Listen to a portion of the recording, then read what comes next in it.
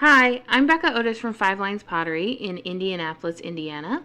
And I'm Ryan Durbin from RD Ceramics, located in Southgate, Kentucky. And welcome to Wheel Talk.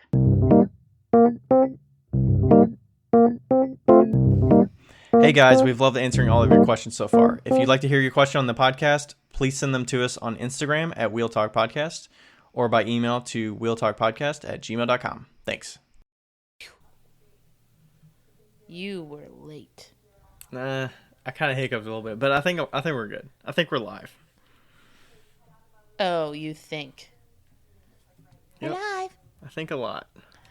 I think a lot. Think a lot. What were you?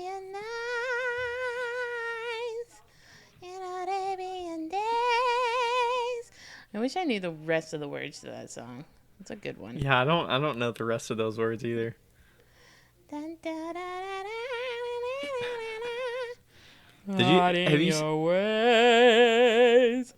you seen the new Aladdin? Newer one? No, I don't know why, but I'm like very put off by the live action ones. Live action stuff. Like I liked the Beauty and the Beast live action.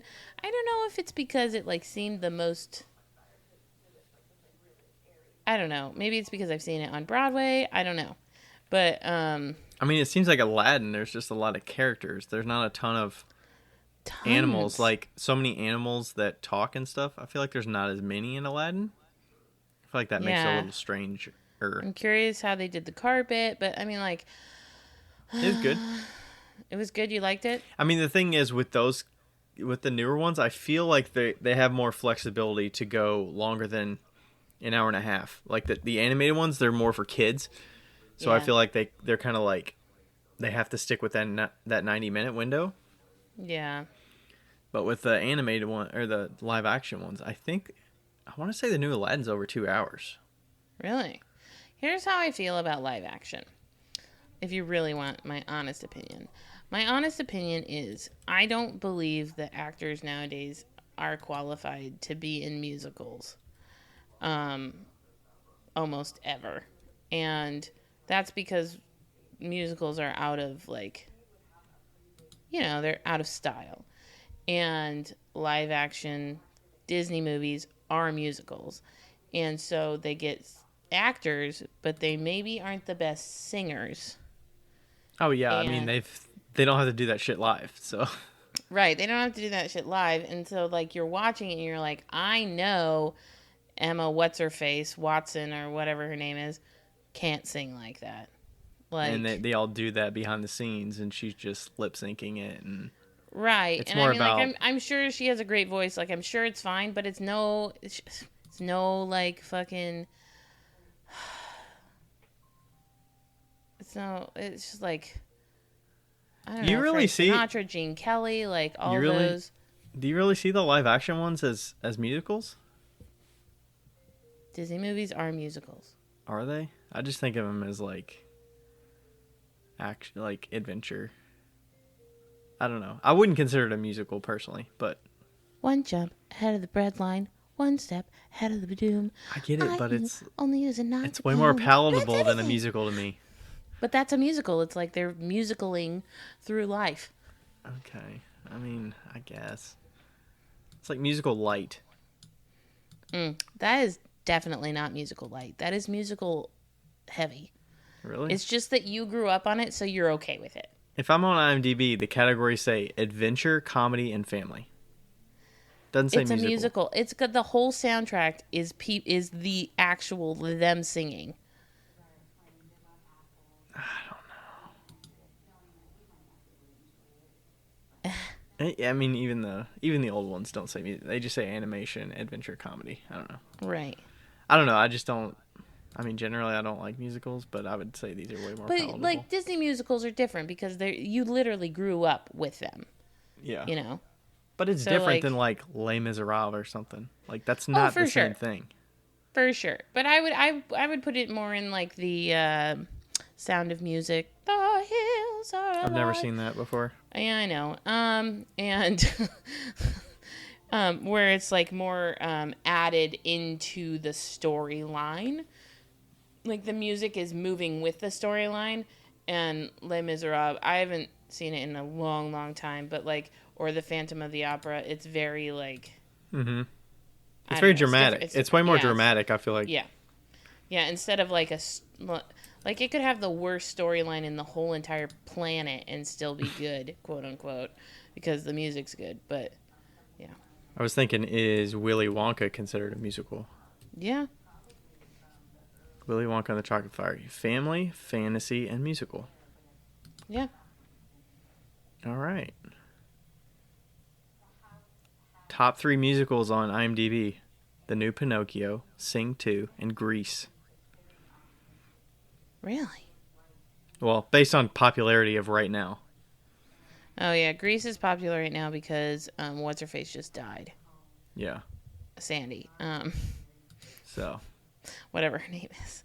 Olivia Newton-John. Olivia Newton-John just died. And Sing 2 was fucking good. It was good. Man, I think the newer live actions are just a ways for them to make some more money these days, I feel like. I don't know if I'll be able to see the live action Pinocchio. Pinocchio always scared me, like just generally. It was never one of my favorites. I don't really remember the storyline, but yeah, it would seem a little strange. Yeah. I like the new Lion King, though. That was good. The new Aladdin was good. I've not seen that one. I don't know if I told you, but my Lion King experience traditionally was like tainted from the very beginning. I think you told me that. I think we talked about that on here before. Yeah, like we got a ticket on the way to the theater, and I've always hated cops, and so like they've just always scared the shit out of me, and so we didn't even open the Lion King VHS. I don't even think it is open still. I think my mom still has it, and it might still be wrapped. Like, like but I like it now, but I no desire to see the live action. Yeah. Okay. Plus, that's just really fucking sad. Like, The Lion King is a really sad movie. Even the live action one's kind of like, because they look real, so it's like. That's even worse. Like. Right. All right, that was our Disney segment for today. Yes. Lloyd's joining us. He's looking off in the distance. He looks like a gargoyle on his little spot. Yeah. How are you? I'm doing well. Trying to think of what's going on this week. Getting some more studio time in. I got a show on Saturday in Bellevue, so it's close by. I get to set up my tent on Friday night, so that's nice. And then Oh, that's nice. Do this sale on Saturday. Yeah, I've really just been throwing a lot. I got some wholesale orders in the last week or two that I've got on the books that I need to like start making some things for and just preparing for the shows. And I think that's pretty much it. I'm trying to think around the house things. I don't think anything's new around here. I don't know. Tell me, is there anything new around here? You replaced the garbage disposal. You replaced the garbage. Yeah. He's not thinking of things because I was driving on Monday night and we had like a 2-hour conversation. Yeah. Okay. So yeah, it was long Labor Day weekend. That's what it was. Yeah. So long weekend. I was off Friday from work and then Monday from work. So yeah, we went to Louisville over the weekend and got in there. I did a little fishing at my in-laws, which was fun. I haven't fished in a while. I caught a few bass. It was fun. And then we saw the family, went to a baby shower and saw the kids and stuff, and then got back and had an extra day to kind of relax a little bit and get some extra time to catch up at the house. So yeah, I did replace the garbage disposal. Have you ever done that before? No. I know how to do it, but I've never had to. Yeah. Yeah. That was my second one I've done. It's super simple, honestly. It's really just, you just got to get down in that area, especially if there's already one on it. I mean, if there wasn't one there, it would probably be a little more difficult because you'd have to power it. I've definitely done a lot of plumbing under sinks situations. So, of course, I don't really know why you would not have a garbage disposal on a sink for a kitchen sink already. Because you would have a septic system? Is that why? Yeah, you wouldn't need one because you couldn't put anything down anyway. So, Oh, okay. yeah. Gotcha. So, But yeah, that it was disgusting. It reeked, and then the water's come like that side of the sink literally would not drain water, or if it did, it would trickle. So whatever's in there sitting. Yeah, we did talk about that last time we discussed of the things we needed to yeah. get done.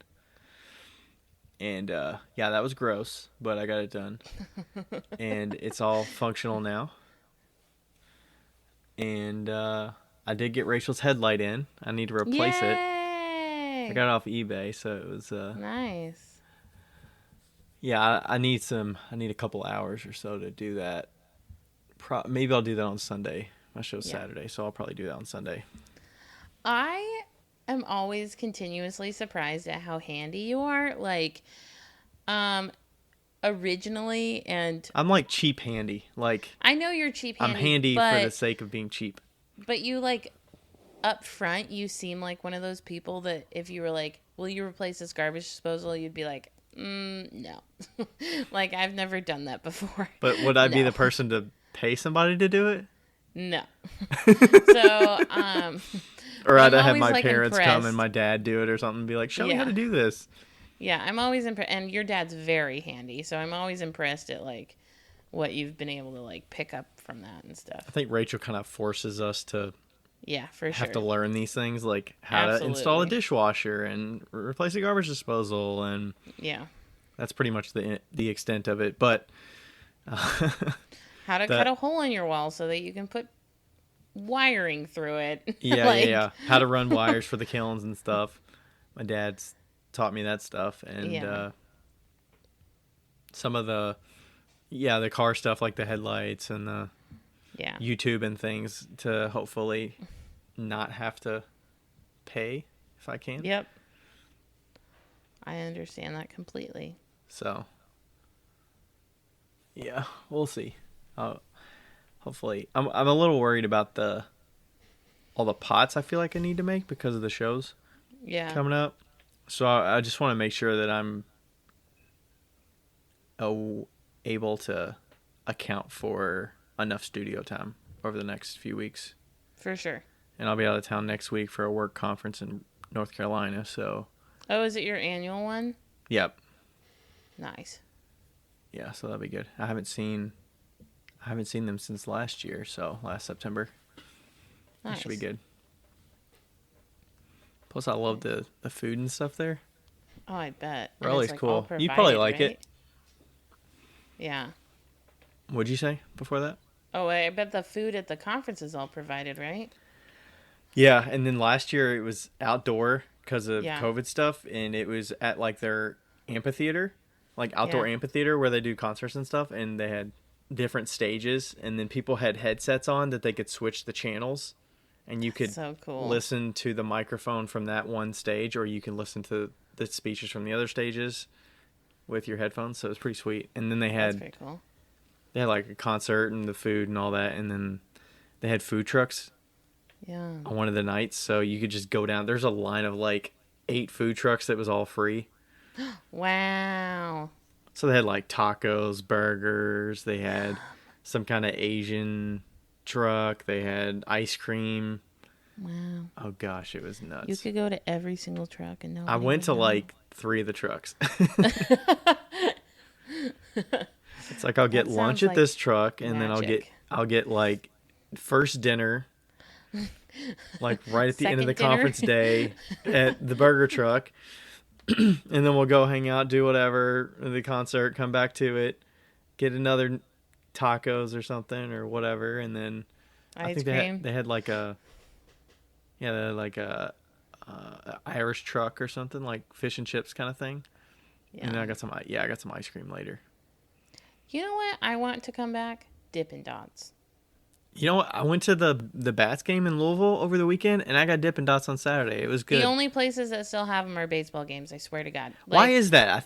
I don't know. Is it the exclusivity? They know that they can price whatever the hell they want because you can't get them anywhere else. I don't know. I fucking love Dippin' Dots. What flavor do you get? What flavor do you think I get? mint? No, I'm rainbow all the way. Re- Rainbow all the way. I like I'm mint. like, I know I'm gonna like it. I'm not even gonna try another one because I'm not gonna spend my money and regret not getting rainbow. So I'm just gonna get rainbow. I like mint. That's always been my favorite. But I always get sick as a dog whenever I eat Dippin' Dots. Does it but have little bits of doesn't like matter. chocolate flavor in there, or is it just straight mint? Oh, I think it's mint chocolate. There's like green little balls and or brown little balls. So Okay. I'm just like, hey, that's gonna taste like ice cream. The rainbow one doesn't taste like ice cream to me. can It we tastes figure like out how to make our own Dippin' Dots? Oh my god. I don't know. I'm sure there's some YouTube videos out there of how to do that. That would be amazing. How would you do that though? I don't know. We should do that. I'm gonna text Teresa. She'll figure it out.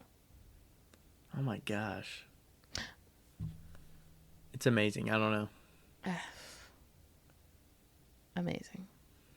I found out a fun ice cream fact if you'd like to know it. Sure. What is it? Okay. So, my best friend, Teresa, my now Tennessee best friend, Teresa, because I have different state best friends.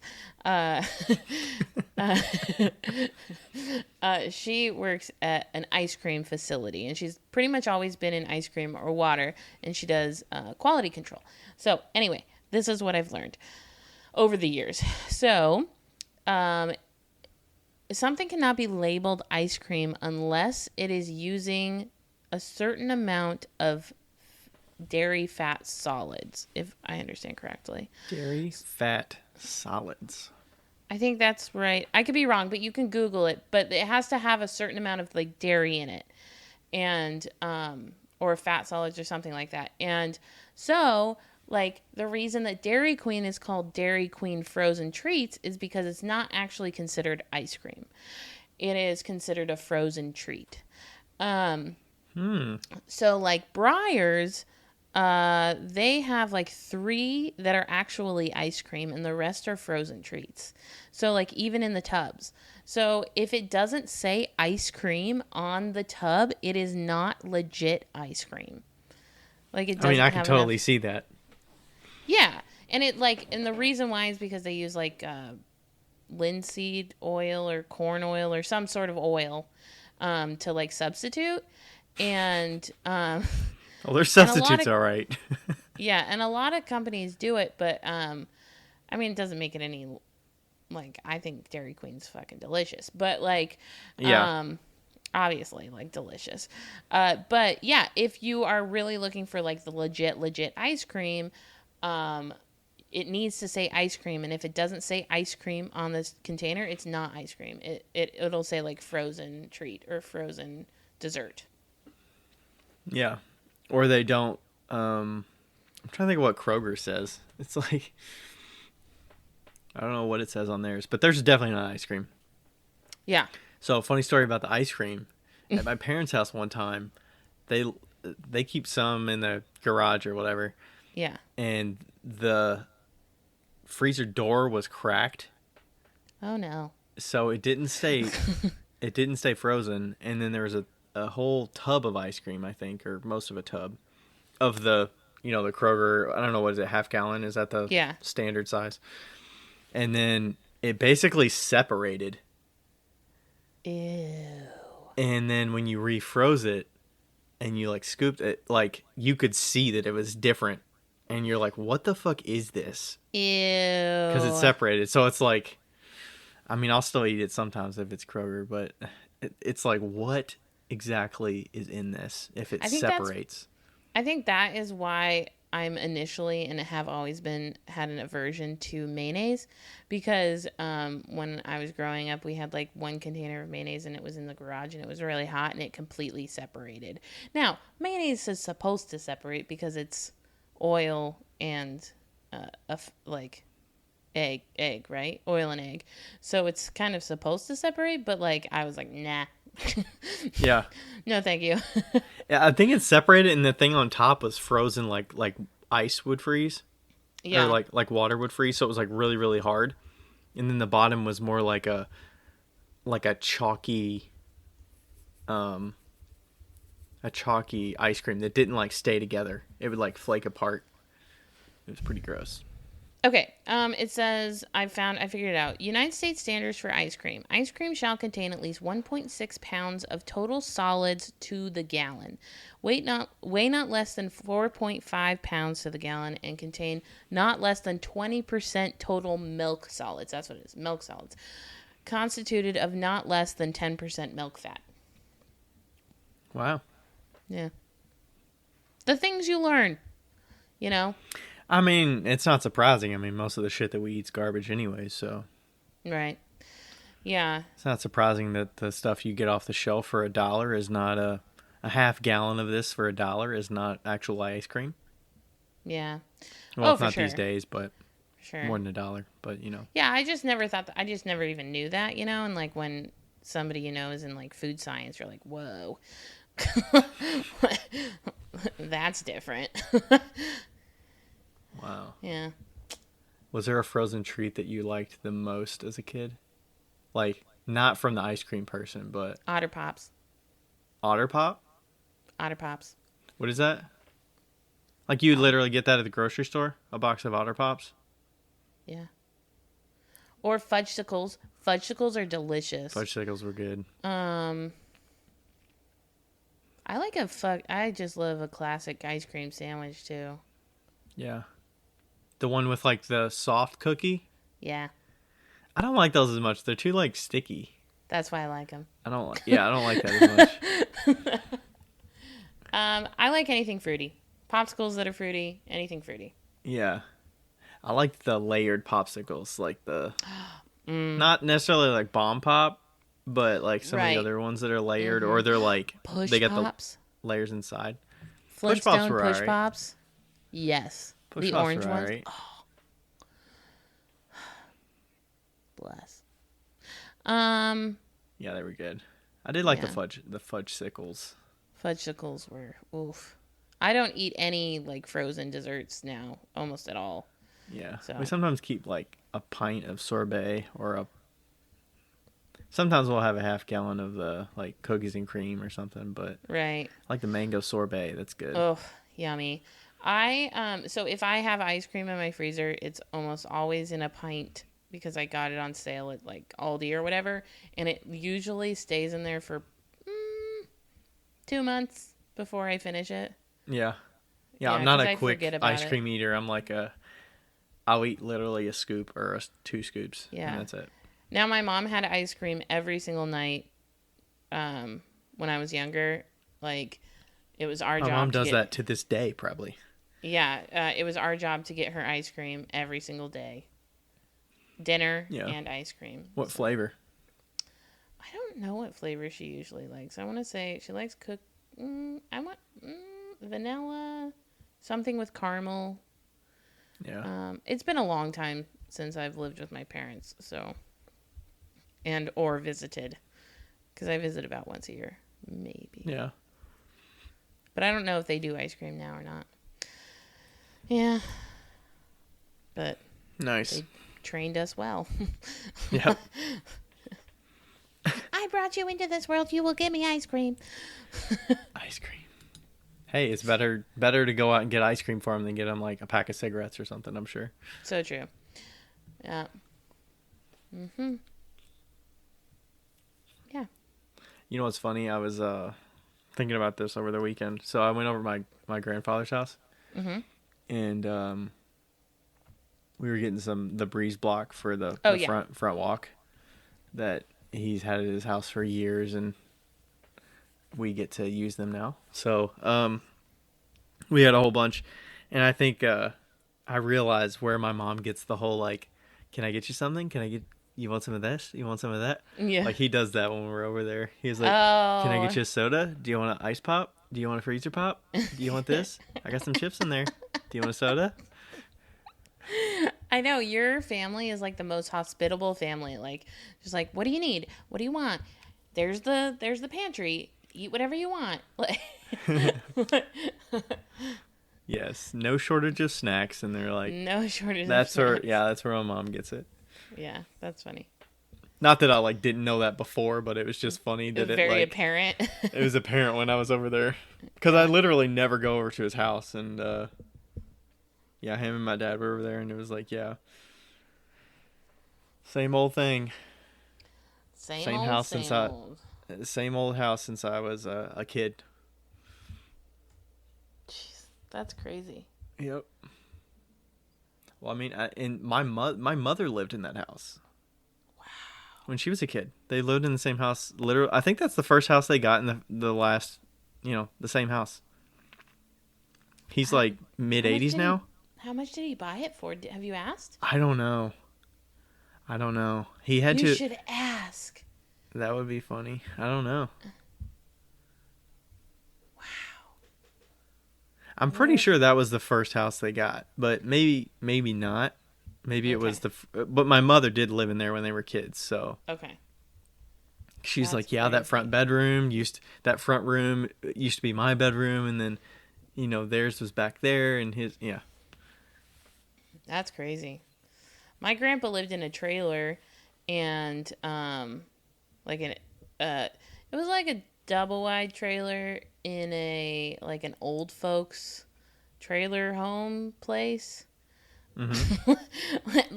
like a fancy trailer park. It was like a senior living trailer park. Oh, and okay. then my aunt who died when she was about 85, probably 4 years ago, so she's fairly old. She lived in a trailer down the street, and then my uncle took that trailer over, and I don't know. So it was sold, but we would still drive past the trailer. And then my grandpa's lover, Zella, lived right next to him. And Zella, she made my baby blanket, and she was wonderful. Anyway, continue. A few years ago, we drove by my old house when we were, I think it was probably a couple of years ago. Rachel and I drove by, and it's like, it's weird looking at the house you grew up in. It's like so much different, but some of the neighbors are still around, and you're like, yeah, I remember that. Yeah. I know we had a cul-de-sac growing up. It was probably 10 houses in a cul-de-sac. And I haven't been back to look at it. I didn't even look at it when I was living in Washington, because I grew up in Kent, until I was 6. And but it's in the ghetto. Yeah. It's so yeah. Yeah, it is interesting when you're what was this area like when I was growing up, and then you're like, how has it changed, and yeah, how has the businesses changed, and what types of businesses are in there now versus when I was a kid, and yeah, you don't really know much different neighborhoods and stuff when you're a kid, I feel like, so it's just what it is. Mm-hmm. What's around and what you're used to driving past. But yeah, it's interesting to see stuff evolve, what actually 20 years in an area looks like, yeah, for and sure. you can just see it because you either lived in that area for that long, or you've just been around it and you were entrenched in it day to day for that many years. Yeah. Well, my favorite thing is also walking into a double wide trailer that has the wooden trim, and it's got a specific smell, and it just reminds me of my childhood, because my grandpa lived in it, and he was the one that kind of raised me. Mm-hmm. Not raised me, but I went over to his house all the time, and yeah, and it was just the wooded slat walls that have too big, one small, too big, one small. Mm-hmm. And it smells a certain way. I don't know. It's just it just reminds me of being. There's definitely some smells that bring back memories. Yeah. Yeah. Anyway, I put a deposit down on a van today. Yeah, you did. Yeah, I did. How was that? I wanted to ask you how that process was. So you went to some dealerships yesterday, right? Yeah. So we're way past our time. We're 30 minutes in, but it's fine. You're just gonna have to deal with it. You got some old reminiscing moments. So okay. Quick flashback. Car went into the dealership to get looked at. Turns out there's a lot more damage internally than I want to pay for. So we got the main thing fixed. I can drive it around. I need to get new brakes, but it's fine. Um, and with that being said, I was like, okay, already had planned for buying a van in June and moving into that after It's my lease is September done. right now. It is September right now. September 22. I already planned on moving into a van in June 2023. And I my car was in the shop. I got a loaner car. Teresa and Brandon actually paid for a loaner for me to drive down to Memphis to see them this weekend. And so I did that, and I had a lot of time to think. And while I was driving down, and the next day, I kind of just got the news and was like, okay, I guess I'm buying a van right now. Doing it now. Yep. Cut my losses. I could get a shitty car for the next couple of months, but I don't think the prices are going to change all that much in 6 months. And used vans are really expensive. New vans are really expensive. They're all really expensive. It doesn't really fucking matter.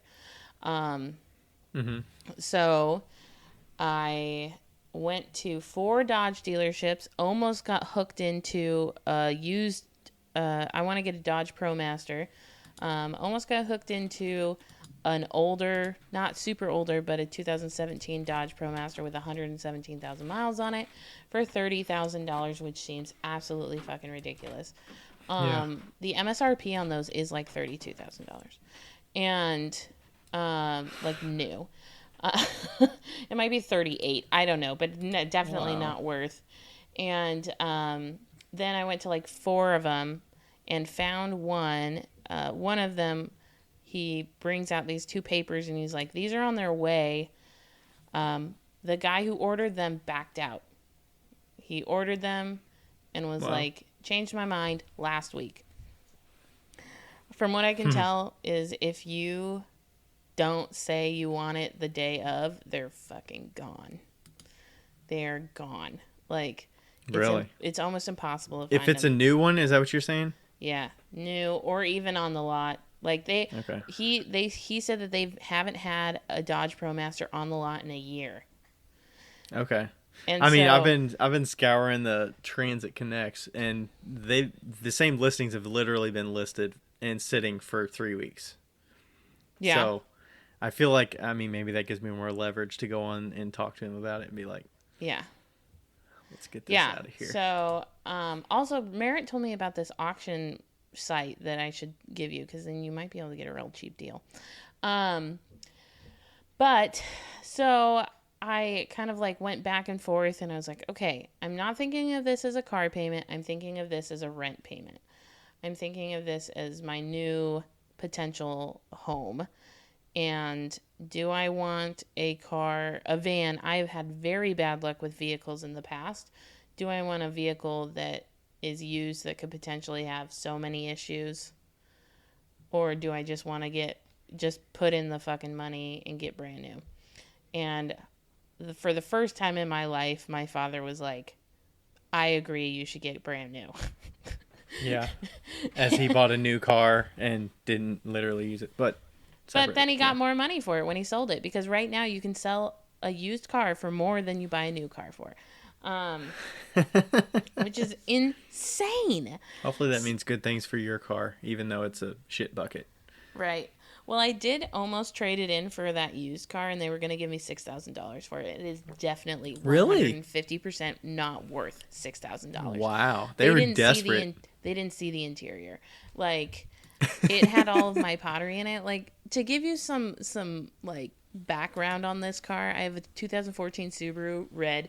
It's been in one fender bender, so the bumper was replaced, and some guy backed up into me, and it has 3 holes in the ceiling from a fence. It's got a hole in the center console from a couch. It has bleach in the back from paint. It's got the whole back, like, I don't know if you know this, but like, you know how you can like lift it up and there's all the things under it, like you can get your tire and blah blah blah, and like SUVs. Yep. That covering is actually cardboard, and it does not hold up to 800 gallons, like 800 gallons of paint very well. So it's bowed, and and the passenger side back seat, the mechanism that opens it so that you can fold the seat down, I don't know, it like broke off, and so I have to use a vice grip to get down into it and pull it up, and we ripped off the back. Oh my gosh. Like one time I was looking at my car's value, I was like, "Mom, my car is worth $12,000." She's like, "Not on the inside." I'm like, "This car is rough," and without even knowing any of the mechanical difficulties that is like involved with it, you know. But I always think it's funny the amount of elbow you put into that center console. No, it was from a couch. Oh, it was? Okay. I thought you just shoved your elbow in there so hard that it's like worn away. I fit a 4-butt couch in the car and ripped the center console. Was it worth it? I got the couch for $4 and oh my gosh. And got the nickname Magic Couch Lady from the St. Vincent de Paul lady, and ended up getting a 80% discount on the next furniture I got because she remembered me. So yeah, it was worth it. Damn. She was basically paying you to get rid of it. Yeah. So anyway, so I went to this one dealership, and it's basically a little bit more expensive than I wanted to pay.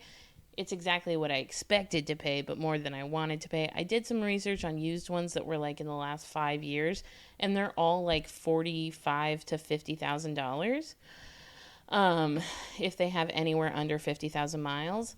And the one that I put a deposit down is brand spanking new 2023 Dodge Ram ProMaster 3500 extended.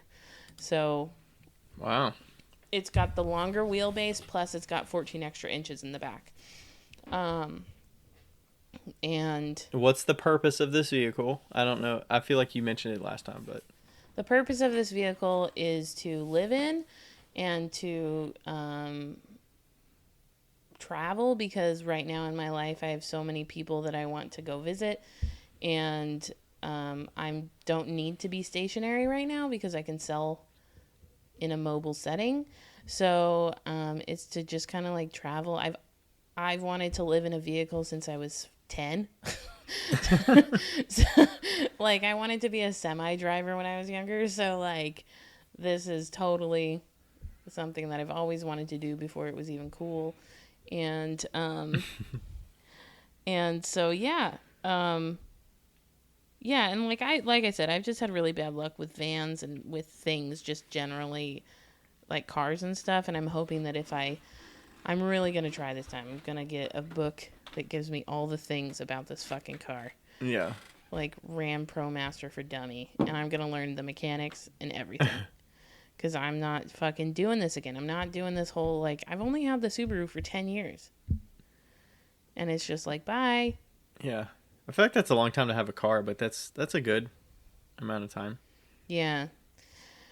I mean, I was hoping to get another 10 out of it, but I think that it's just one of those cars that's like a lemon almost, you know? Like, everything went wrong. So, and nothing of it was my fault. It just, I had to get the whole mechanical stuff. I had to get the whole front end replaced because of an oil consumption issue. That was in like 2018, and you know, all these things like just piled on top of each other. So, yeah. So I'm excited. I'm really nervous. I'm gonna try and get out of my lease in January now instead of June.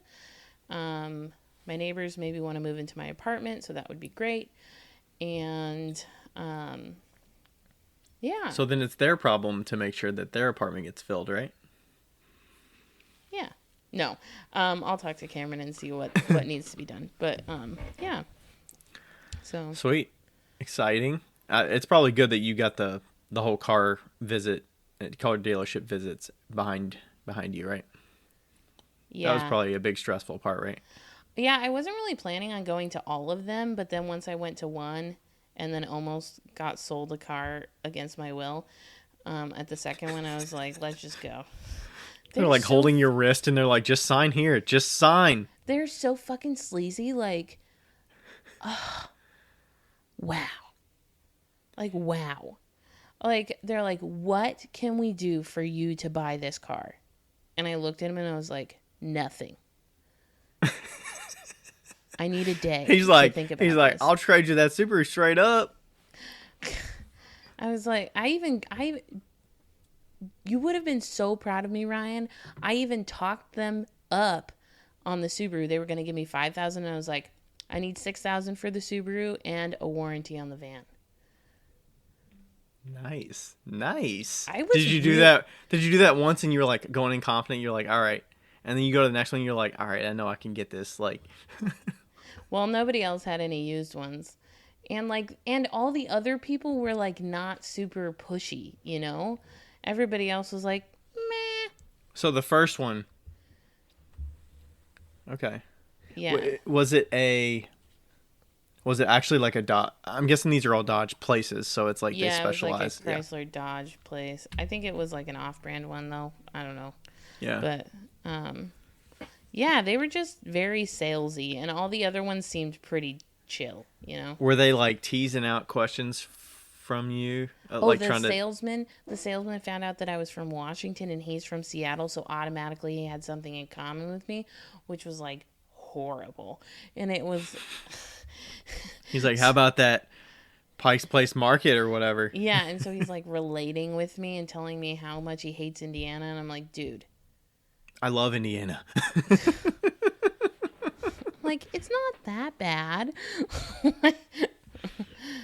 He's like, what do you love? I also love it. Yeah, so.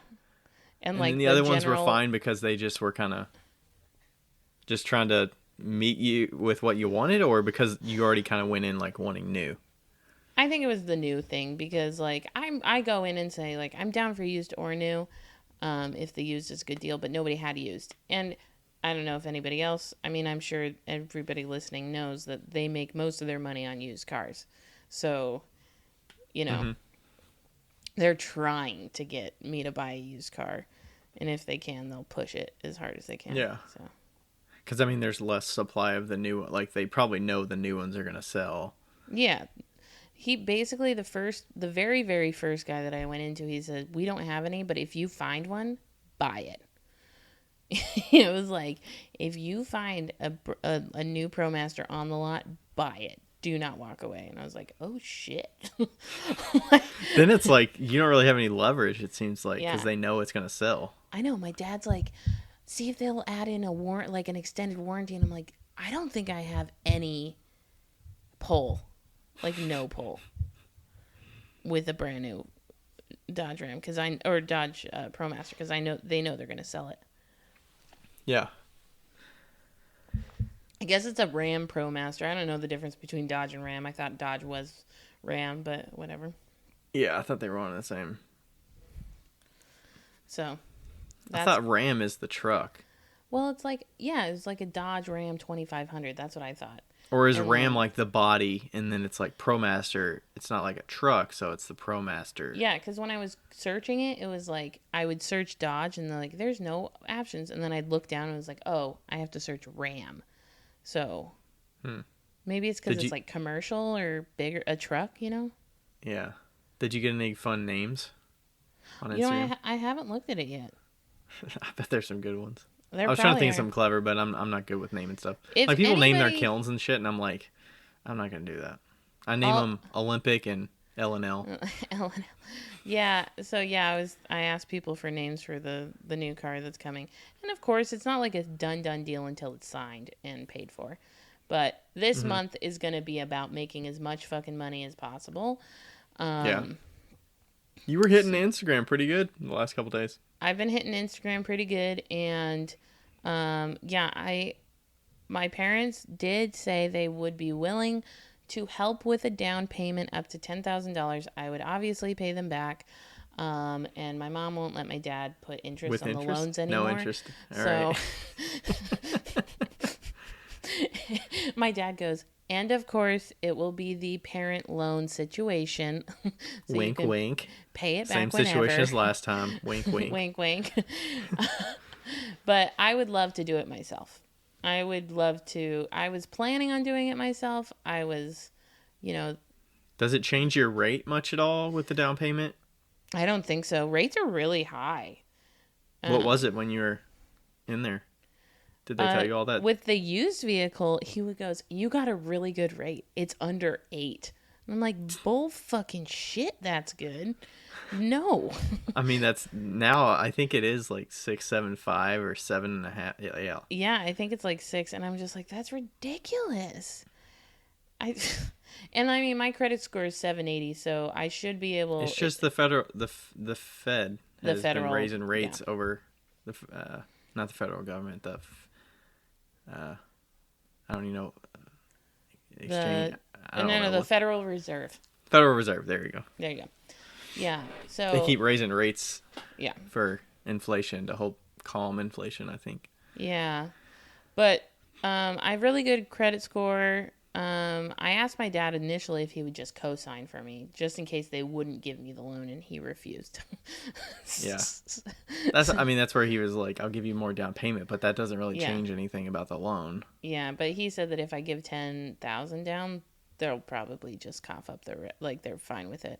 So I don't know. I'm gonna try and get to 10. Yeah, because you got a lot. You got a lot to sell. I'm guessing pots and just stuff to get to that. Yeah, so I'm gonna try and sell furniture and things, and yeah, hopefully I'll get there. Yeah, we don't know when the car's coming. I don't know when the van's coming. So, well, they said that person ordered it, but they just backed out. So yeah, so it looks like he ordered it on the 3rd of June. Its estimated ship date is September 14th, but it's not off the line yet, so it could be anywhere from 2 to 3 months. Wow. 1 to 3 months, he said. That's nuts. Apparently, there's some sort of issue with the trains now. Like, there's some sort of issue with, like, shipping and trains, and, like, the conductors are, like, going on strike or something, so... I could see that. Yeah, so... I don't know if it's a strike or whatever, but they said that that's fucking everything up. It is kind of nice going into a Dodge dealership, though, because they sell Jeeps. And I basically walked in there and was like, I want something with the least amount of shit you can give me. Like, they're like, do you want doors? Yeah, basically. And he's like, and these guys are like, dude, we get it. Like, we sell Jeeps. Like, people want roll-up windows. And I was like, I want roll-up windows. Like...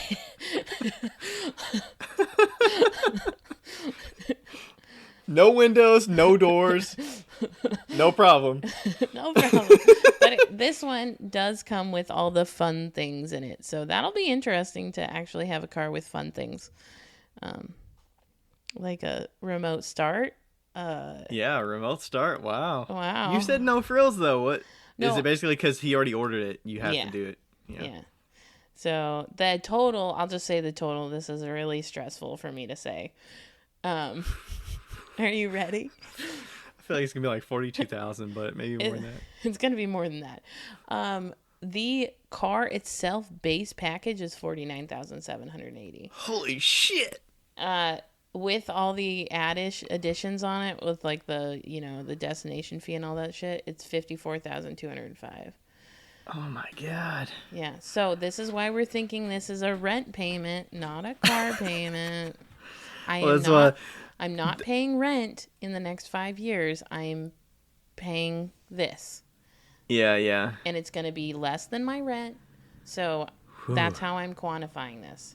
It is stressful for me. And I know that I will be able to afford it. I have no issue with affording it. It's probably going to be about $800 a month in payments, which seems absolutely ridiculous, but I will be sleeping in it. Mm-hmm. Yeah. I mean, one of the good things is you're not going to like overbuy food probably because you have limited space of keeping it cold and all that stuff. Like, right. You're probably not going to have a ton of food waste because you buy it as you need it. Yeah, I'm honestly really excited about minimizing everything in my life.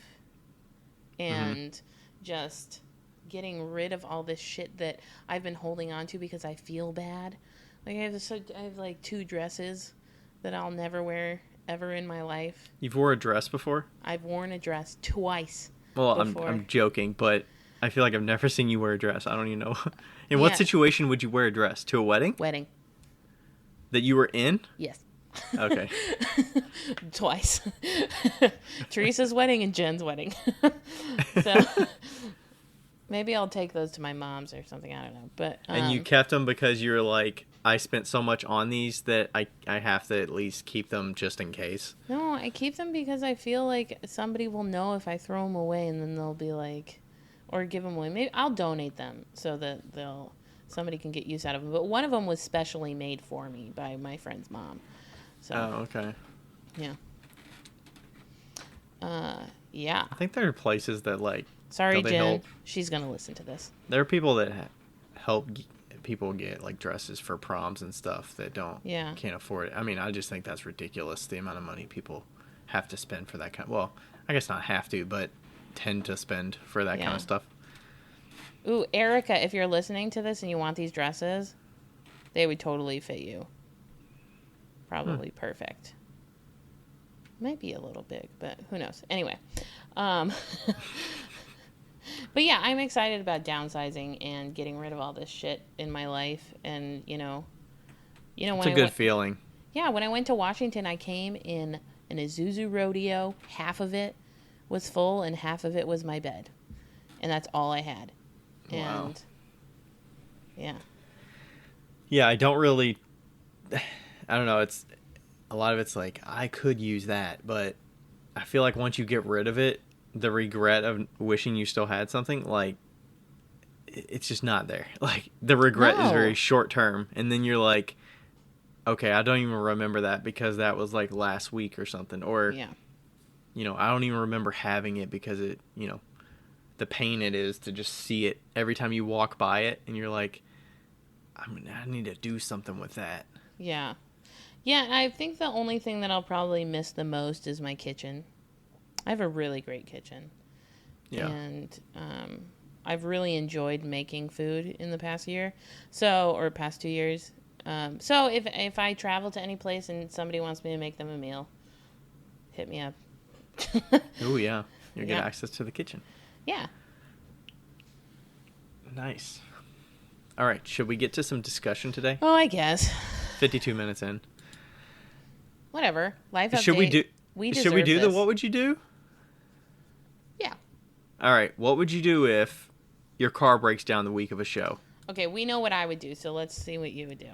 Okay, so I would not drop out of a show. I would probably figure out a way to do a rental like U-Haul for the day if I could. Oh, that's smart. They're like $19 for the day, right? Yeah, I would. I mean, it would totally be worth the money. I would probably rent, a U-Haul van probably. And, a couple days with the mileage. Depends on how far I'm driving. Like, if it was... I wouldn't want to borrow a car from somebody, and I'm not going to buy a car. Right. So... We're talking breakdown, like, cannot drive breakdown. Yeah, like, hey, this is the car that I take to my shows, and I cannot drive it this weekend. Yeah. Because it's in the shop or something like that. Or maybe you just don't trust driving it because you don't want it to break down on the way or something.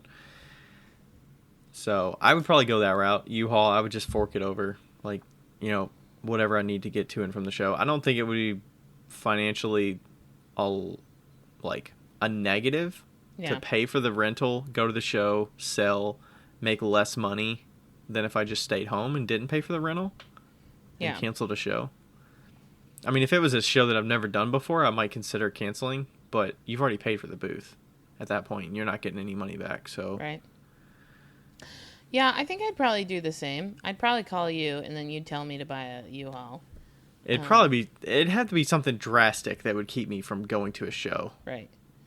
Yeah. I mean, maybe like a death in the family or, like something emergency with the families, like... Yeah. If it was a farmer's market, I'd be like, peace out, can't come. Yeah. But... It would have to financially definitely be worth it. Yeah, like, sure. I know that I'm going to sell decent at the show. Yeah. If it's local, even better. I'd just You're buy a paying new less fucking for miles. car. And what'd you say? I would just buy a new fucking car. Throw down $54,000. But it doesn't mean that you can't get your car fixed. It's just like, what, you're Right, going to fix the car, but... Yeah, no, I would probably do the exact same thing you did. Or I would probably borrow a car if I could. Yeah. I don't think I know enough people that have a vehicle that I could borrow that's that size. Yeah. I mean, I could make it work. All I'd need is an SUV, but if it was bigger, I would probably have to go U-Haul. You need more motorhead friends. I know. I need more friends, period. Or maybe I don't. I don't know. Yeah. Quality versus quantity. Yes. But yes, that is our, what would you do if? 165, I think. Okay. All right, and then we got, what do you want to pick one of the listener questions and then go into... Yeah. I like the kiln one. I don't You have pick it it. up right now. All right. Yeah, we haven't talked about kilns in a long time. Let's just do that one. Yeah. And we can kind of go from there. Okay, it says, I have an older Skutt with a kiln sitter. The first couple of years using it, it would fire perfectly, on time, every time.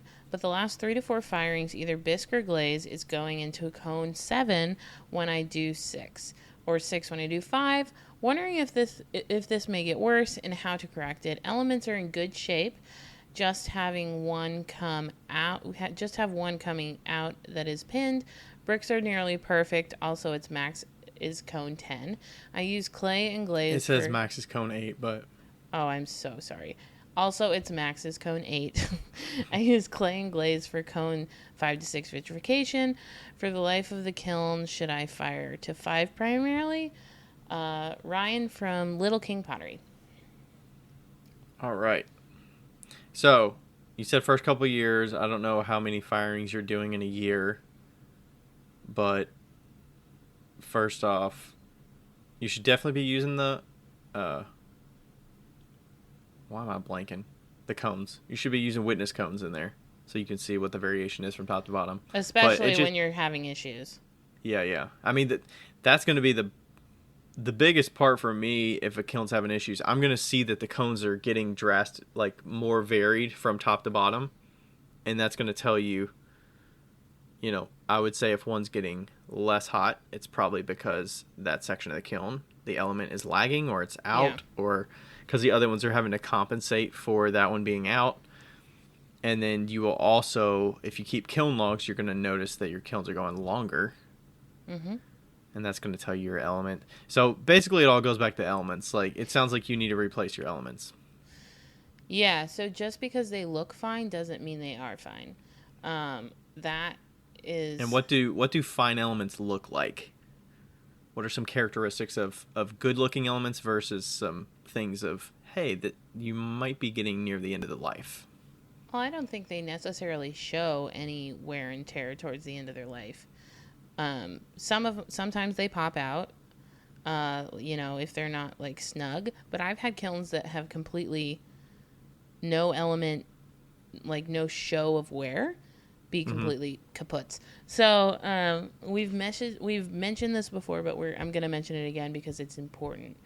If you have a cone 8 kiln, firing to cone 6 or 5, doesn't matter, is literally pushing it to 90%. So it's just think of it as your car. It would be like you going. It would be sorry. It would be like if you're going across country and your max speed is 90 miles an hour and you're going 80 miles an hour the entire time. Your gas is going to burn up faster. Your engine is going to burn up faster. All of the things are going to burn up faster. But if you're going 50 miles an hour, you'd probably be okay. So cone 8 kilns are primarily used and supposed to be used for low temp firings. That doesn't mean you have to. It just means that your elements will burn out quicker than a cone 10 kiln. So when I was firing my brand new Skutt cone 8 kiln, it was when I was doing higher fires because I had no other choice to get that kiln. I think I got maybe 109 firings out of it. And then it was kaputs. Does it actually kaputs, or you're just like, hey, this is It was taking taking way like too long? 14 hours to fire and so on and so forth. But so if you haven't ever changed the elements out, it is 150% your elements. Yeah. Yeah. And I would that's say a couple years is quite a long time for having elements. I mean, unless you're firing like 5 times a year. right. I mean, yeah. Yeah, it depends. Like if you're firing maybe once a month over 3 years, what, 32 firings? Yeah, that's 36 fine. 36 firings, that's fine. But also, I don't know if you got your kiln from somebody. Right.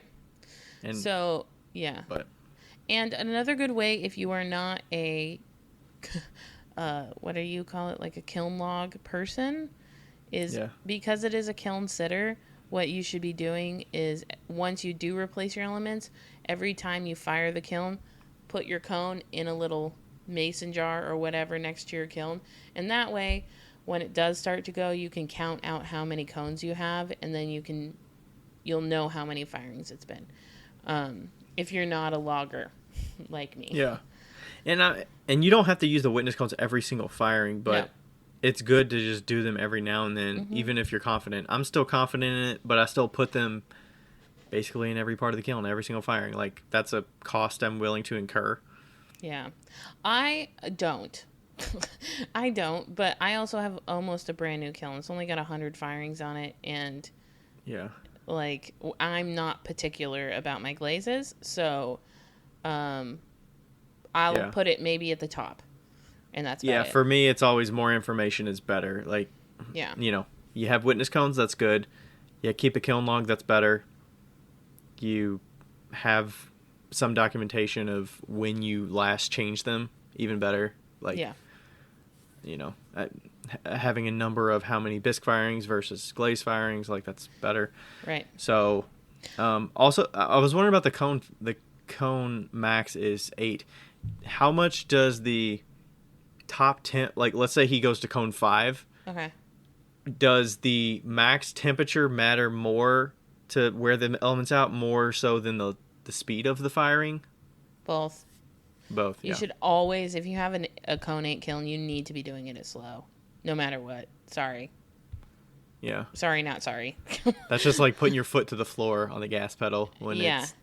Yeah, you need to go for slow. And, like, this is just me. Like, literally, I called Skutt and was like, why?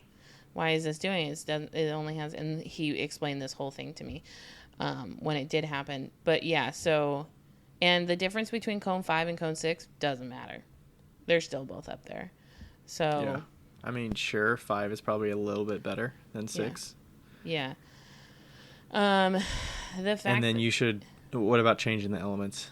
You've said this before, but change all of them at once if you're going to change them. At least the first time. If you've never changed the elements, definitely just change all of them.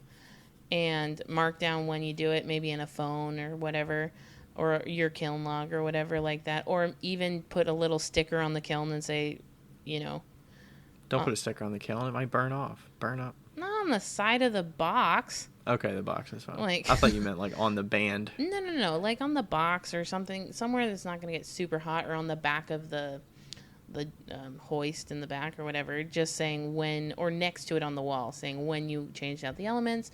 Also, check your relays. It could be relays too. And the relays are the things that control when the elements turn on and off. Yes. And if the relays are bad and you replace the relays, make sure you're writing on the side of the relay when you replaced it and who replaced it. And and there's no thermocouple in the kiln sitter, so you're not replacing that. But if you had an electronic one, you'd want to replace the thermocouple along with all the element replacement, just so you're starting fresh. And when you replace your elements, open up the box, take a picture of what it looks like first, then go to town so that you can look at that picture. And especially in a kiln sitter kiln, because there won't be, like in the brand new kilns, they have lovely little numbers that are like, this one goes to this one, this one goes to this one. This is idiot proof. Match the numbers up. Basically. But kiln sitter kilns don't have that, even though I Yeah. think they're a lot more basic and easier to work on.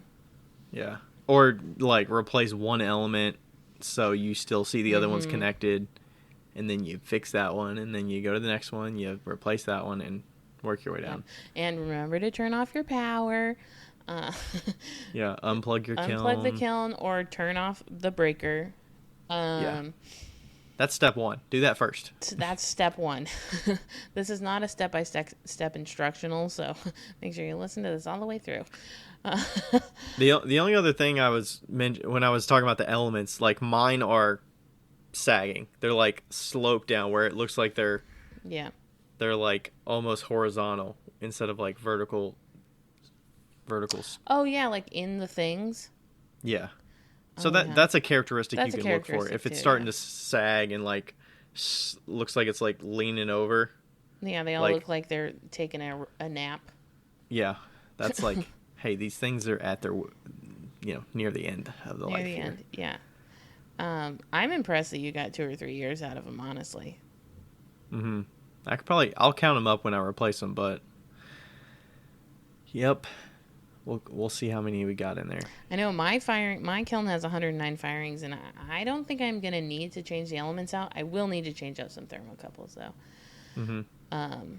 Also, I don't know if you're using bars, but I always recommend using bars for kiln sitters. Kiln sitters. Yeah. This is just an added thing, because bars don't have any variation between them, so they're always a lot more accurate.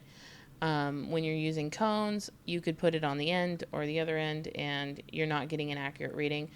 So keep that in mind. I feel like it's very minimal. I mean, you could it's place very it minimal. in the same spot, But like, also, they can like scoot themselves out a lot easier too. Like, that's true. when was But the your last kiln time? would go off, so it wouldn't be a huge deal. But yeah. But then you have to like reach down in there. Oh and, yeah, that like, fucking sucks. replace it. Like, I've had to do that with little claws before because I couldn't like get down there. Fucking terrible. Oh hell yeah. I kind of miss kiln sitter kilns, and I do wish that electric kilns had a safety feature of a kiln sitter. The weighted thing or like a timer? The weighted thing. So it was like you always What would put be the like weighted feature though? What would do that? you always, Like you would just have an additional kiln sitter Yeah. in the electronic? like in it with like a cone 9 bar, so that if you accidentally set it wrong, it tripped, so it actually turned off,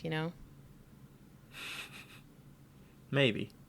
I feel like when I mean, I could see it, but it just seems like overkill. I know, but when like you see all of these people that are like, oh, I accidentally set my cone 04 to cone 6. Like, That's a user error. I know, but the kiln sitter bar it's a catch for a user error. How many people would use that though? I don't know, but they should have it. Maybe. There you go. You're a kiln builder. It's in your next life. I had one. I had one in my, because like I had the electronic box that was separate, like you have. That was like separate on the wall, and so it's. What do you mean? Like I have mine are both attached to the kiln. Yeah, but it's an added-on feature, right? I don't think so. I mean, mine came attached to it. Was your old one? No, I never had one that was mounted on the wall. Anyway, I had one that was mounted on the wall, and it like just plugged right into the kiln, and like you plug the kiln into it, and then and then you put a thermocouple into the kiln from the box, and so the kiln still had a kiln sitter, and I think that's why I have this. thought. Oh, okay. So it still had a kiln sitter. It was retrofitted. Yeah, so I would still put in like a 7 or 8 just in case something happened. Okay. And then I could see that now.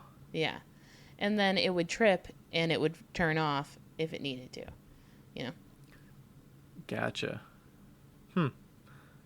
And then lastly, it doesn't hurt to get ahead of it if you've already had a lot of firings. Get your elements. I don't know supply chain of elements these days, but definitely get like, what would you rather? Fork out $300 now to get elements that you might need in the next 6 months, or you have your kiln die in like 4 months and you need elements and you can't get them for like a month or two. Yeah, especially as we get into Christmas, it's smart to have extra thermocouples, extra elements, extra relays. Yep. Yeah. Ooh, I don't have any of those. You don't? No. Well, your kiln was brand new, though.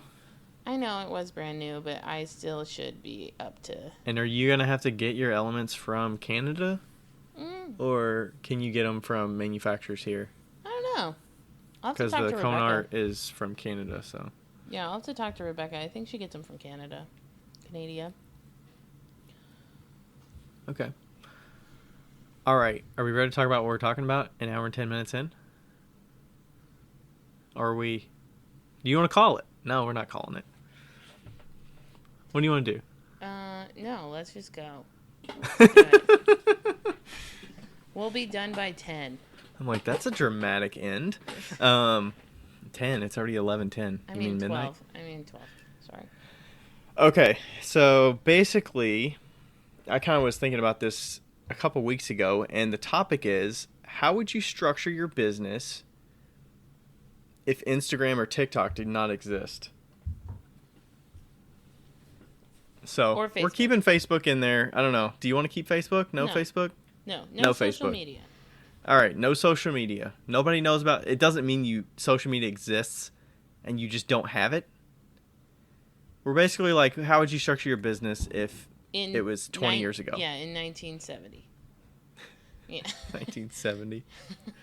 No, if you said 1970, that would be like, internet's not really that big thing and people don't know about it. Oh, that's a good point. That's 50 years ago. Okay. So no social media. 1992. Yeah. No social media. How would you structure your business, and what would be more important to you in this world than in the current world we're in right now? First off, I feel like I'd get a lot more work done. And there would be less distractions. Or maybe I would spend my time doing other things that are not looking at social media, but That's true. that's less of a business owner perspective, more so a personal perspective. Right. In time management. I think that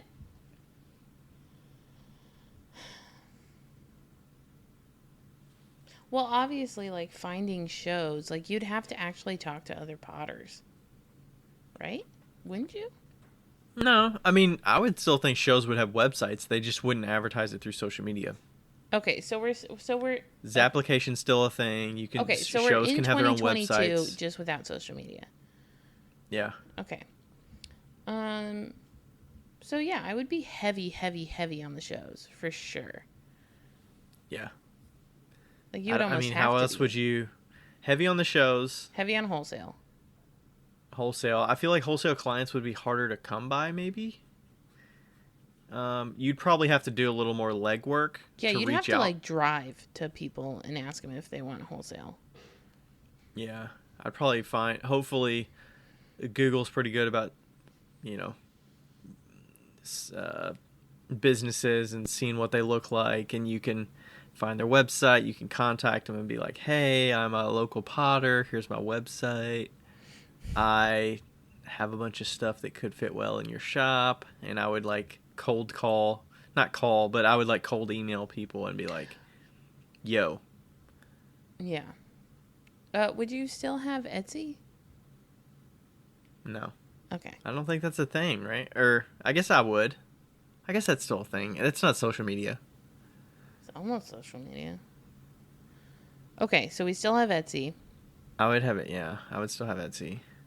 How would your email list like? Would you do more email marketing? I would. I think I would really with the email list, the only way that I would get people on it would be at shows. Okay. That would be the primary driver of getting, like, what would incentivize people to get on my mailing list. It would be, hey, there's no way for you to find out what shows I'm doing unless I have you on my email list. Yeah. It'd be on my website, but you'd have to seek that out. Um, or Etsy, I would have to include, hey, I'd love you to join my email list. Here's how you can sign up.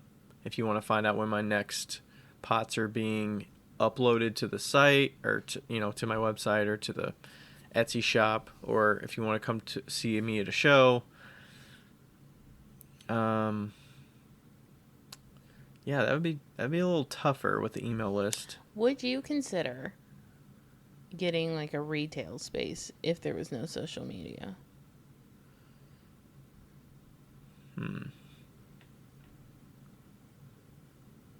It would depend on if the income like made it worth it. Mm-hmm. I would definitely have to see. There would have to be a whole bunch of benefits of a retail space. I mean, I could still do a lot of what I'm doing today, just not being on social media. Like, I still have stuff in shops for consignment and shops for wholesale. And I don't feel like you're. I mean, I don't feel like I sell a ton through social. Like, I don't know how much social is driving sales. I feel like for sure your shows are not they're not. People aren't coming to my shows because they see me on social media. I don't think anybody goes to shows because they see people on social media, like. Unless it's like a pop-up show and they never do shows. Like, hey, come to Hammerly Ceramics because we literally never open our doors because we're so busy shipping stuff online. Yeah, because we're Kurt Hammerly and we're your superhero. Like, yeah.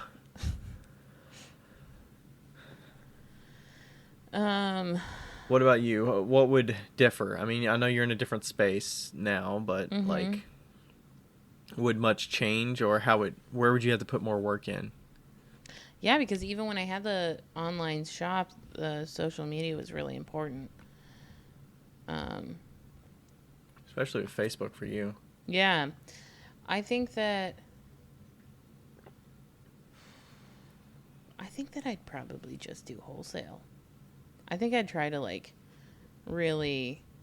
I mean, honestly, wholesale can take up a lot of your time.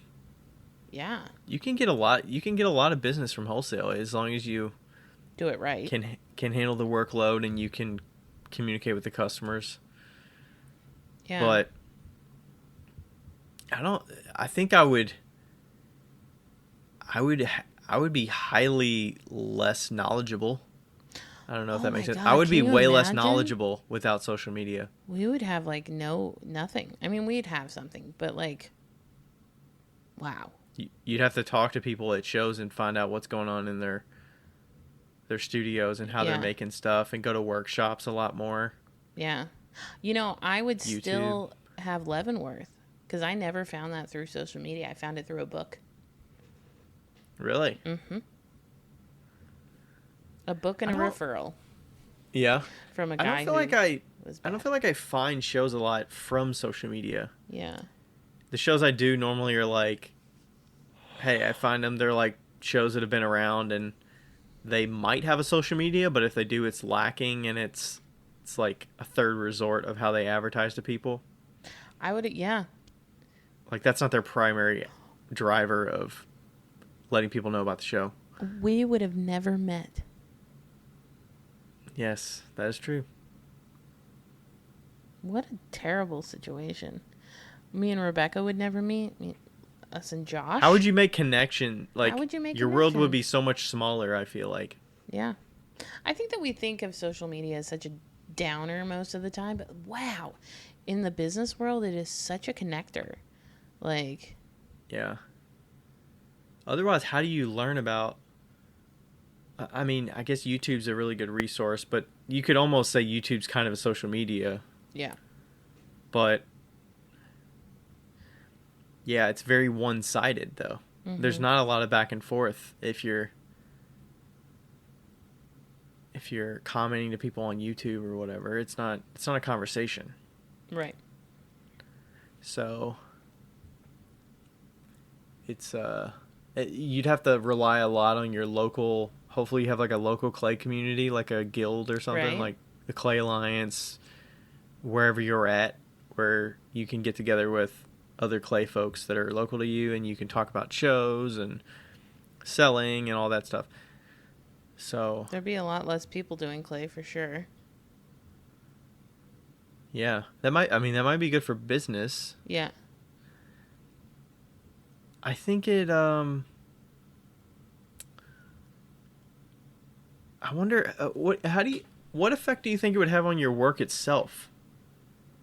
Oh, like the influencing and like Yeah, whether you're seeing other people's work and being influenced, or you make stuff and you get feedback from people that are on social to give you positive, negative, you know, whatever. Well, I think that that's like the classic country pottery look, right? It's like maybe everybody would have about the same type of look because there's not as much inspiration. Or you'd have to find inspiration from other things like Yeah. going to shows and seeing what people are making. Going to museums, like we get inspiration from regular art from, you know, all the things, and you'd have to go to like museums and art shows and art openings and stuff like that Yeah. just to get an inspiration. Do you think you would I was just thinking if I would go like the YouTube route at all. I don't know if the educational and the sharing knowledge was like inherent to me. I think it just came naturally from being on Instagram and sharing things. I don't know that that was like in me to always want to share like that. And if Yeah. social media wasn't there, I would have a YouTube channel and share all the same things. Because I just hate like video editing and stuff like that. Yeah. But I don't know. I wonder if I would just be more siloed. I would maybe share more with my local folks here.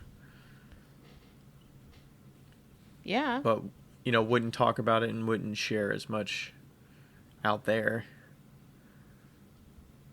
to a wider audience. I just realized that I didn't upload my Patreon video. Shame on you, Becca. Yeah, I don't know. I mean, like, it's, it would be so different, you know? I feel like it would have... Do you think it would have more... I'm trying to think of what impacts would be overwhelmingly positive. Mm-hmm. And then what impacts would be overwhelmingly negative, like set us back without it,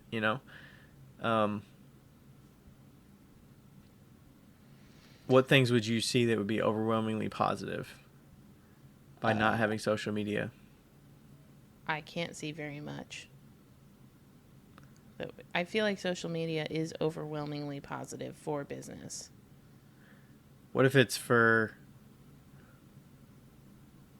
Does you personally, as being like the business or the like architect behind the business, the founder, the maker, all that stuff, like you as a person being in a better headspace, or maybe you're less distracted versus less I don't know, impacted by things around you that maybe pull you away from your business, or what? Like, oh, definitely. I feel like there's a lot of positives in like, hey, we're not pulling your attention left and right, which is what like news and like big issues of today kind of draw your attention away, good or bad. Yeah. Where it's like we're always going to the next thing, and it could be within the same day. Yeah. And it just feels like there's way more noise that you can't avoid today. That if social media wasn't there, I feel like you'd have a little more control over what you choose to be involved with. A quieter life, that's for sure.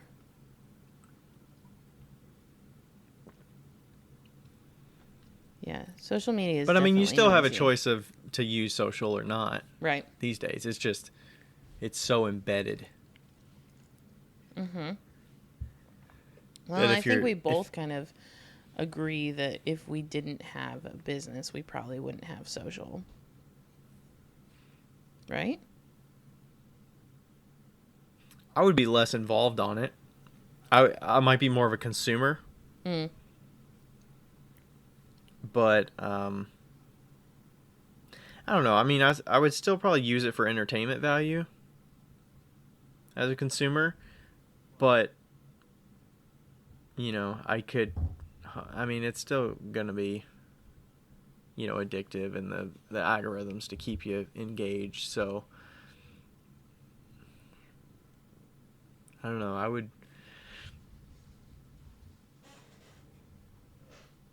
I don't know. I wonder if I didn't have the business, if I would still be sharing something that would be Would you have the business if educational, you didn't have but it would be a social different media? business. What's that? Would you have the business if you didn't have social media? Yeah. I mean, social media wasn't a huge thing when I was Yeah, same. like starting in it. Some people have it because of social media. You know, some people start a business just because they see so many people with businesses that like yeah. spark and just explode, or We're like the last generation. You and me are the last generation of having a business that is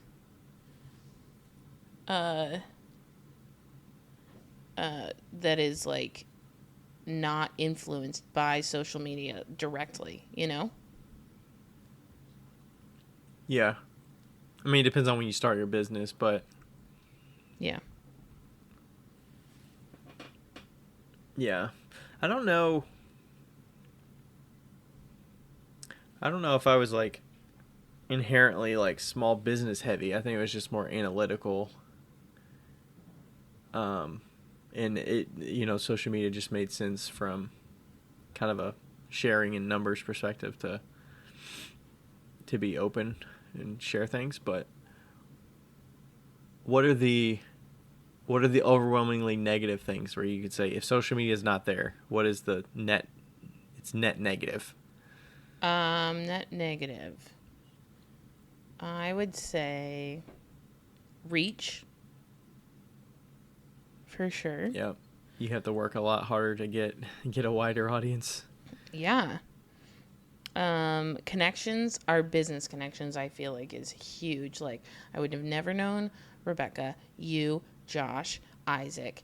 I'm sure are there companies that have approached you because they found you on social, or I feel like the social media can definitely legitimize you.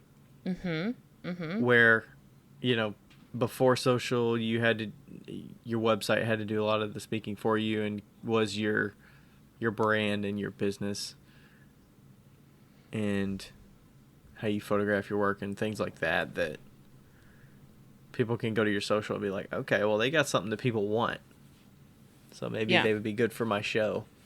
Yeah, I mean, like, I definitely think there's definitely way more pros than cons. I would say that, not having social would be a huge negative. Like I mentioned earlier, the knowledge, like, I would have to pick and choose and probably go a lot of YouTube to find information about what I wanted to know. Or I'd have to read a lot more books to find out information about business, especially business. Like, before I was doing social, like, I think coming up through college, I was probably reading a little bit more and finding books that are, older business books. Like, some of these business books can stand the test of time, and they're not tailored to just the current day. Right. Oh, yeah, for sure. Some of those ideas can definitely hold some weight. So yeah, just the cross-pollinating of ideas and seeing what other people are doing is like little tidbits and little trickles of knowledge on like a daily basis or every other day or something. Yeah. And I think there's unlimited growth with it too, Like, you can always be growing with social media. Sometimes people, when, these old country potters, they've been doing the exact same styles for years and years and years and years. And I feel like the more modern social media crowd is always trying to, like, make it better because they're pushed to be better because there's more competition, Mm-hmm. Do you think sometimes they can be... Well, I guess I'll just say, I think sometimes you could also be pushed to grow and experiment and go down certain paths of aesthetics that may appeal to like the trends of today, and maybe you're losing your true like style because you're going toward what's trendy. Yeah. And you're not necessarily like focused inward on like what is central to what I want to portray or what's important to me. True. I also do think a con of it is being famous instantly. I think most would say that is a pro. I think that is a con. Only because in the type of business that we do, it requires a certain level of knowledge to be successful. And at some point, if you get like really famous and you don't have the proper knowledge just of basic stuff, at some point you'll hit the breaking point of where you're going to need to know, and it's really stressful, you know. And you've got way more pieces out there Yeah. in people's homes and on being used a lot more, and then it could open you up to risk of issues that you've got to scramble to figure out. Right. And we're not talking about style here. We're talking about like logistical, technical issues. Like not knowing about vitrification. Right. And you've got hundreds of pieces. You're doing restocks and they're getting out there to people's homes, and maybe you're selling 100 pieces every couple months. Like you can get a lot of pieces out to people's homes because it looks aesthetically pleasing, but the customer doesn't know that your pot's not vitrified. Right. Until you find out, and then you're like, why is this problem happening? Which happens anyway, even if you don't have social media, but it happens a little bit slower. It's happened to all of us. Yeah. Yeah, that's for sure. I think I think that's a pretty, I don't know. Like that you can kind of like, it has some virality. And a lot of people find you quickly and want to support you. I don't know. I think in some aspects the pressure can be good for you. Oh, for sure. Yeah, definitely. It forces you to actually ask some questions that you wouldn't think about if you're just going at your own pace and you're like focused on, you know, hey, I got this show coming up. I'm just focused on that. Yeah. And it's like, whoa, this post that I just did brought me 10,000 people to my account, and they're asking about buying stuff. Like, I mean, it can also be a distraction. Where, I mean, maybe you would be more, your business would run smoother without, you know, blowing up day one, you know, someday randomly.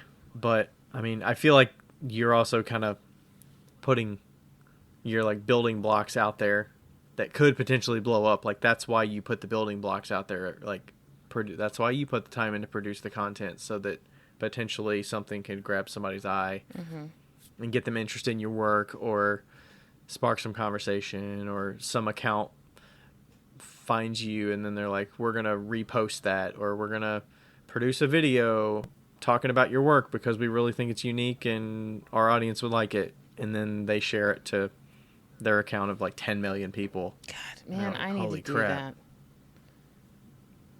Twice I've gotten reminded. Did somebody reach out to you? Yeah, Power of Positivity reached out to me, and I still haven't gotten back to him. Do it. They keep reaching out to potters. Heidi just got posted today. I know. She posted it today. I was like, oh, fuck, I forgot about that. You need to do it. I know. I didn't do it for the longest time. I did. I just posted my second. They posted my second one. I think they reached out to me a couple years ago. I did it, and then reached out to me in the last 9 months or so. And I think it took me maybe 3 months to finish it, or 2 months. I'm having a hard time having positive thoughts. Like, they're like, what inspires you? And I'm like, nothing. You don't have to answer that question. I know. Answer the other questions. They give you like 15 questions. Answer like 4 of them. They give you 5 questions.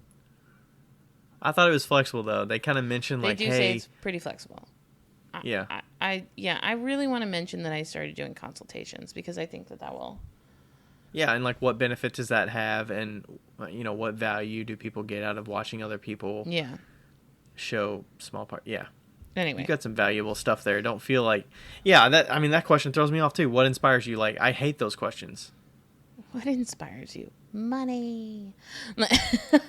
Yeah, it's like, where does your style come from? It's Money. like, I hate those questions. Money. Money. So I've got 3 greens. No. Dinero. I'm trying to think what, how much do you think the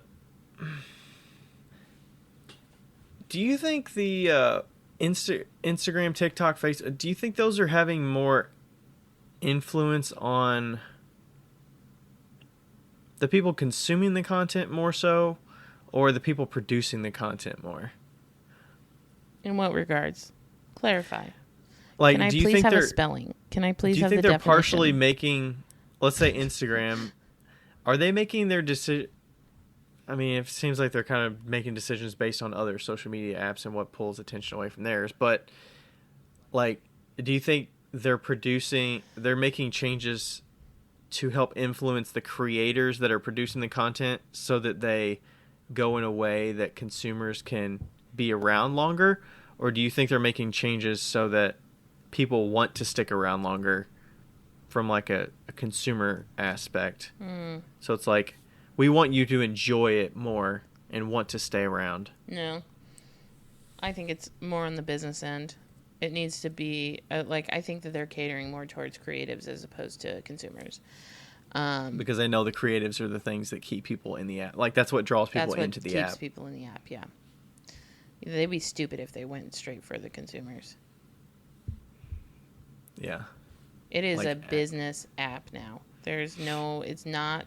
Yeah. It's not a picture app. It's not a personal app. If you want to run a business, you have to have an Instagram. Yes. Fucking sucks. Sorry, Bob.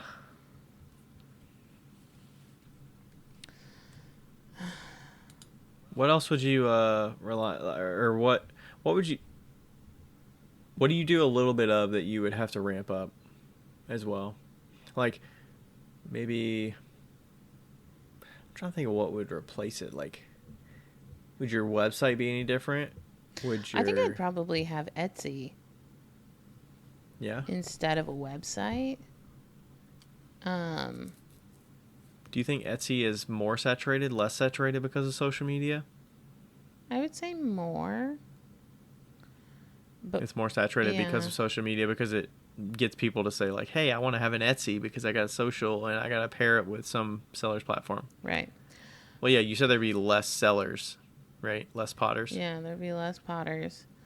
Like, I remember back when, in 2008, 2009, when there was there was just Facebook and Tumblr, and it was kind of hard to find potters on Etsy.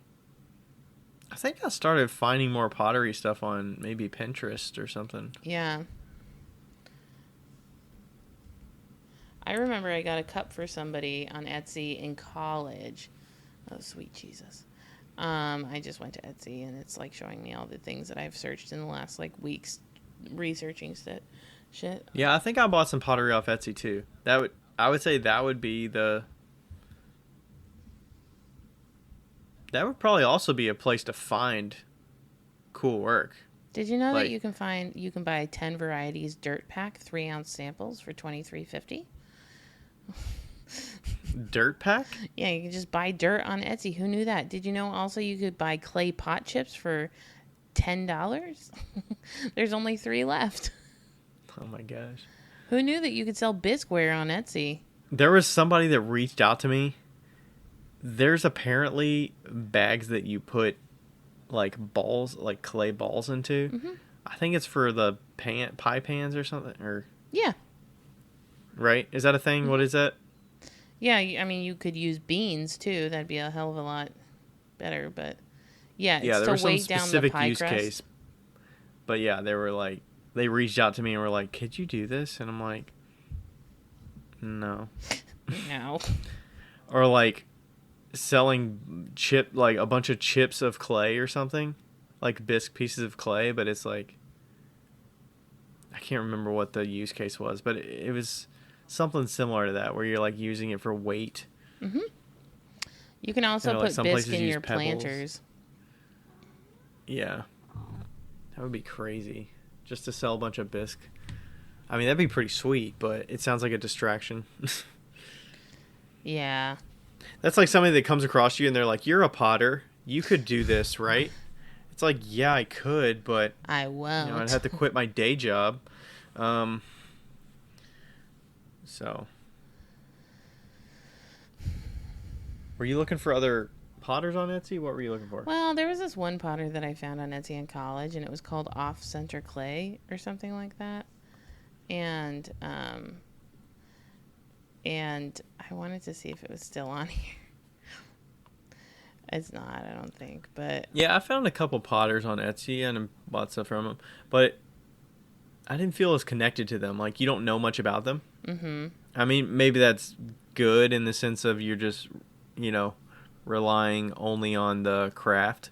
Yeah. Yeah, it's true. I mean, that is another thing, right? Without social media, you have to rely on your craft. Yeah. It's not just marketing at that point. Yeah, I would say the craft is probably more like 70% of it or 80% of it. I mean, you're also shooting to get people to get to your shows in person so that hopefully you can have more of a story and a personality and connect with them as a person so that they want to buy from you. But you would lose that not having social media. So, I mean, I think these days with social, you can probably be you could probably be, 50% personality, 50% craft, or, it could swing way to personality, and people want to support you because of who you are as a person versus your pots. Yeah. Your pots are secondary, or whatever you're making is secondary. Yeah. And they just want to support you or whatever. Yeah, the pity buys. I get a lot of pity buys, I feel like. You think so? I do. I don't love that, but I've accepted it.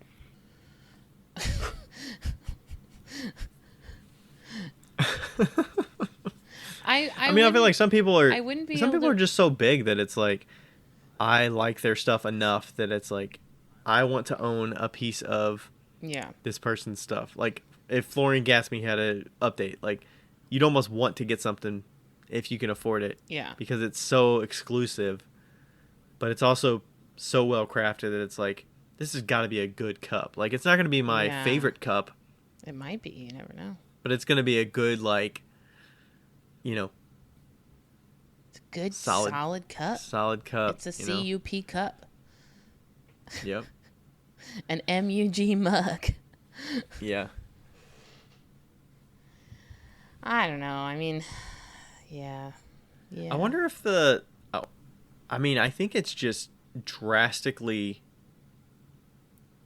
expedited the amount of variety that's out there. Uh-huh. Because of social media. I mean, what else would push you to experiment and do all that stuff? I mean, I think you'd probably have to take workshops and YouTube. Yeah. And just like come up with your maybe. own things and think that you made it up and when you actually didn't. Or Google searches. I did a lot of Google searches back in the day. Yeah.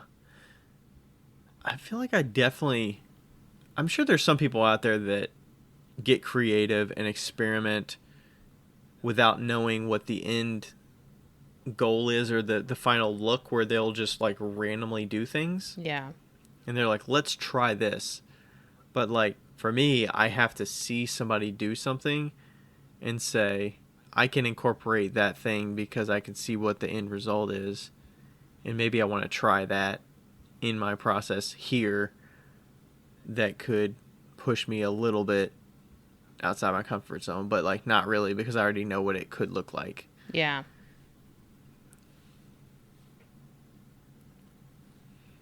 Yeah.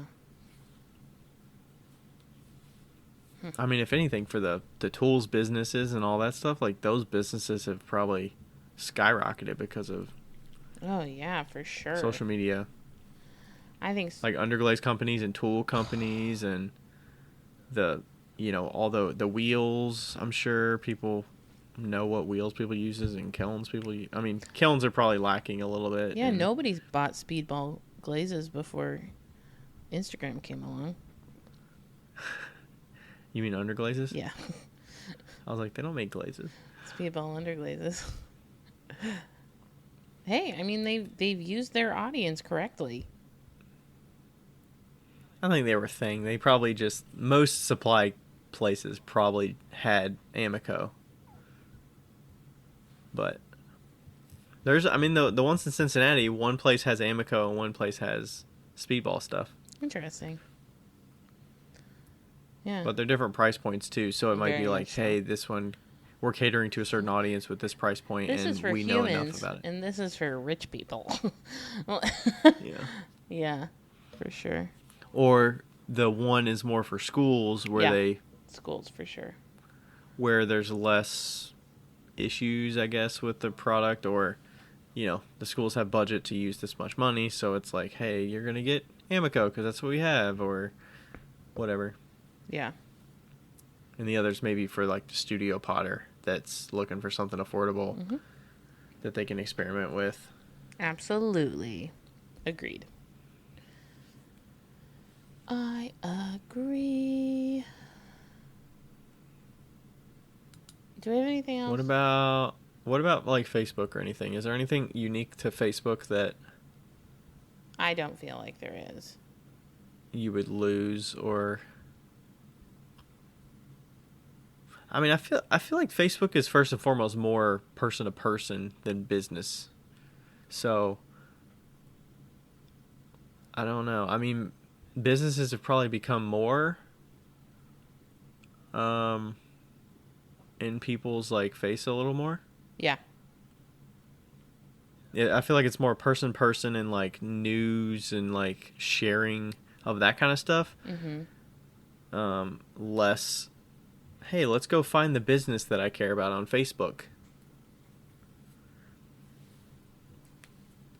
So, I mean, it's more events as well, I guess, like finding events that are going on and that kind of thing these days.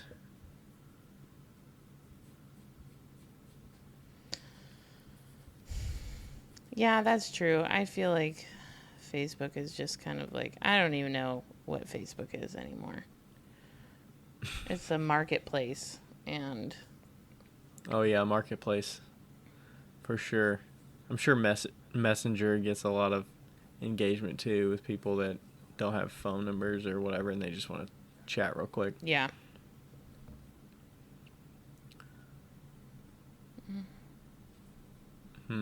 All right. Anything different for TikTok before we wrap up here? TikTok is this whole I don't know fucking enough thing. about TikTok to. TikTok can send you into viral immediately, and it can trash you immediately. Like, it can cut you off immediately, and it can grow you immediately. It's a very interesting situation.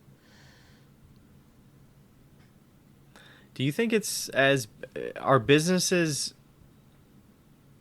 benefiting more, or is it more you're known as an individual there? I think individual. Yeah. Yeah. This is more like, hey, we're following you for your personality. Yeah. First and foremost. Because, I mean, that's kind of what you need to go viral there, right? Right. And become popular. Mm-hmm. Yeah. So in that aspect, that one's below Instagram with the business side. Like, I mean, there are some people that have completely like took off their businesses because of TikTok, but they're not like doing shop drops and they're like, hey, TikTok, here's my shop drop. no, they are, and they sell out instantly. But yeah. I don't know. I mean, it's different. I mean, it's what Instagram is now with the whole Reels and situation. Like, Reels situation, it's like you have to post Reels and stuff. or else you won't like progress potentially, whatever. Like it's the original reels. Mm-hmm. Do they have? This might be a stupid question. Do they have story aspect of stories in there? I think they might have added something like that to it. And are they used very much? I don't know. I haven't been on TikTok for a long time, honestly. I posted a video today and I was like, we'll see what happens. Yeah. I feel like some people are very, like, you can tune into them for their stories more so than their posts. Yeah, for sure. And some people you're like, I just really like their posts because of their pottery or their whatever they're making because it just looks nice and aesthetically pleasing. Yeah. And then stories is like, okay, this is where I get to know you. Yeah. So the stories are the person. personality. Yeah. And then the posts and stuff are more, here's my engaging content. Here's how I make something. Yeah. Here's a little taste of my business. And here's something for my peers out there that are making. Here's something for my end customer to buy something from me. Yeah. Yeah. So, okay. Man, we talked just about more. We probably did more talking about other stuff than this question, but that's okay. It's Sometimes we just need an episode that flips. I had a headache this whole time, so it's yeah. Yeah. All right. My brain's like. Yeah. And we'll get done before midnight. And we'll get done before midnight. Yeah. We got done early. What the hell is going on? What's going on? All right. Well. Good night. Any final words? Did you see somebody commented and they were like, what the hell was the end of that one episode? Do you know what you said? Oh, ladies and gentlemen, take my advice. Pull down your pants and slide on the ice. Yeah, that was funny. That's a quote from Somebody MASH. Somebody's like, that end. What the fuck is going on? That's a quote from MASH. Sidney Friedman says it in the ER. It ends the episode. What was I going to say, though? I was going to say, good night, sleep tight, and may your dreams come true. Adios, au revoir. Good night and day to you.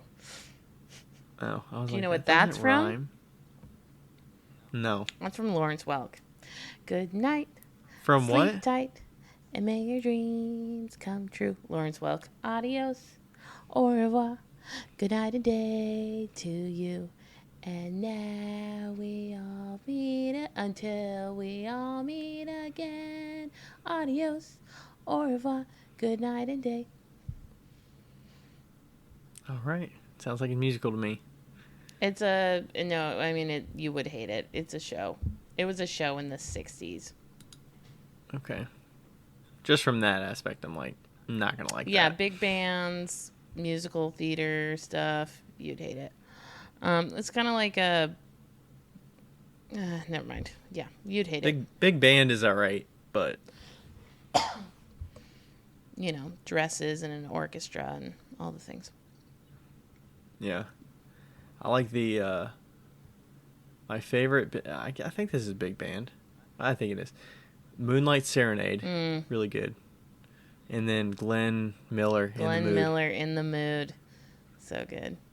Gotta love those. If you want like a really like classy like jazz album, I like Music, Martinis, and Melodies. Music, Martinis, and Melody. And Memories? And Memories, that's what it is. And Memories. Okay. And listen Jackie to it. Gleason Jackie is what Gleason. it says? Listen to it in order and pretend you're in like an elevator. Or pretend like you're in a bar and there's like a detective in the corner with like one of those hats. Like Yeah. Yeah. Wait, Jackie Gleason, like Jackie Gleason? Yeah. Really? Yeah. That's a great album. Okay. I'll have to look. I looked it up, so we'll see what. Wow. You have to listen to it in order, though. It's great.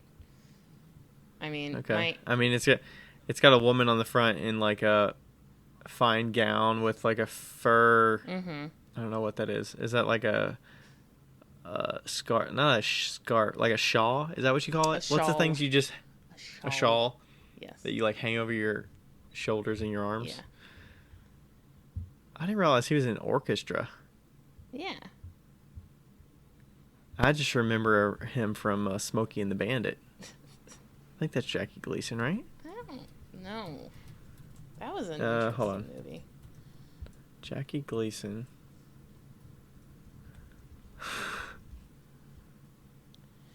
I thought that was him. Yeah. It says The Honeymooners. Yeah, Smokey and the Bandit. Yeah. Mm-hmm. I fucking love Smokey and the Bandit. Gleason. Music. He's in The Honeymooners. Different Jackie Gleason. Wait, that's a different Jackie Gleason? It's a different Jackie Gleason. Wait. Oh. Okay, that's why I was like, Jackie Gleason? Like, the same guy? No. Are you sure? The Jackie Gleason Show. Hold on. I'm on the actor, comedian, musician, writer, composer, conductor.